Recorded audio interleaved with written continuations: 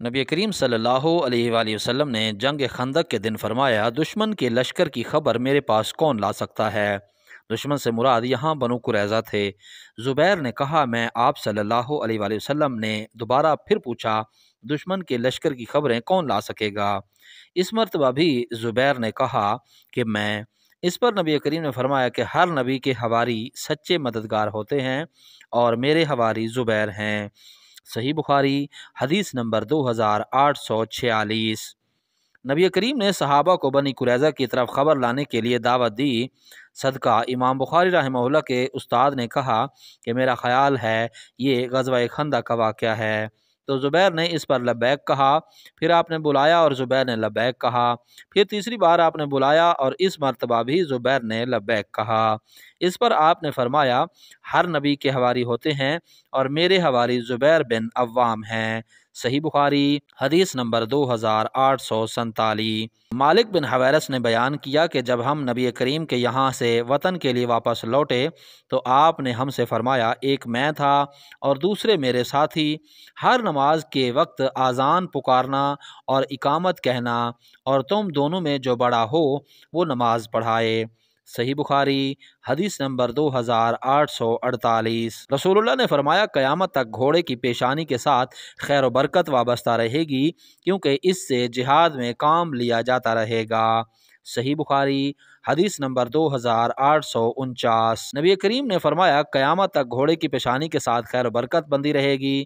سلیمان نے شعبہ کے واسطے سے بیان کیا کہ ان سے عروہ بن ابی الجعد نے اس روایت کی مطابق، جس میں بجائے ابن الجعد کے ابن ابی الجعد ہے، مسدد نے ہیشم سے کی، ان سے حسین نے، ان سے شعبی نے، اور ان سے عروہ بن ابی الجعد نے۔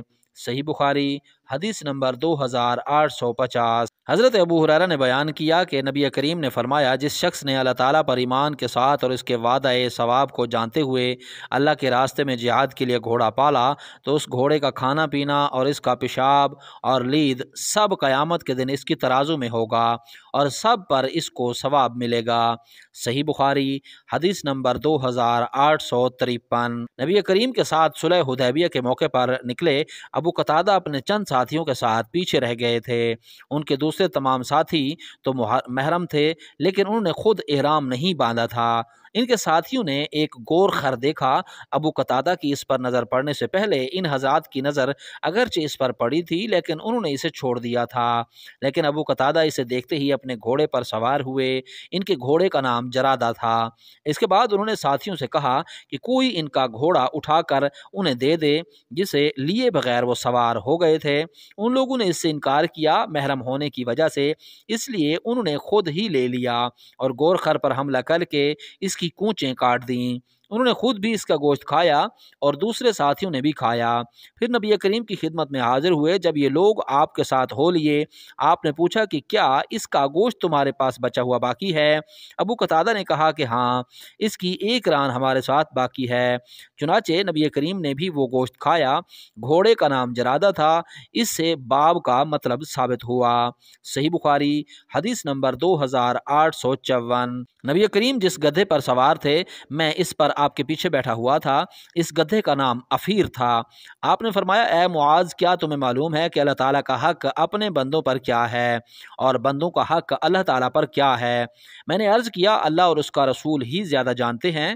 آپ نے فرمایا، اللہ کا حق اپنے بندوں پر یہ ہے کہ اس کی عبادت کریں اور اس کے ساتھ کسی کو شریک نہ ٹھہرائیں، اور بندوں کا حق اللہ تعالیٰ پر یہ ہے کہ جو بندہ اللہ کے ساتھ کسی کو شریک نہ ٹھہراتا ہو، اللہ اسے عذاب نہ دے۔ میں نے کہا، یا رسول اللہ، کیا میں اس کی لوگوں کو بشارت نہ دے دوں؟ آپ نے فرمایا، لوگوں کو اس کی بشارت نہ دو، ورنہ وہ خالی اعتماد کر بیٹھیں گے اور نیک اعمال سے غافل ہو جائیں گے۔ صحیح بخاری حدیث نمبر 2856۔ مدینہ میں کچھ خطرہ سا محسوس ہوا تو نبی کریم نے ہمارا ابو طلحہ کا، جو آپ کے عزیز تھے، گھوڑا منگوایا۔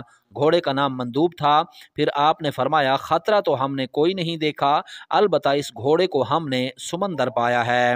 صحیح بخاری حدیث نمبر 2857۔ نبی کریم سے سنا، آپ نے فرمایا تھا، نحوست صرف 3 چیزوں میں ہوتی ہے: گھوڑے میں، عورت میں اور گھر میں۔ صحیح بخاری حدیث نمبر 2858۔ रसूलुल्लाह ने फरमाया, नहुसत अगर होती तो वो घोड़े, औरत और मकान में होती। सही बुखारी हदीस नंबर 2859। रसूलुल्लाह ने फरमाया कि घोड़े के मालिक तीन तरह के होते हैं। बाज़ लोगों के लिए वो बायस अजर व सवाब हैं, बाज़ों के लिए वो सिर्फ पर्दा हैं, और बाज़ों के लिए वबाल जान हैं।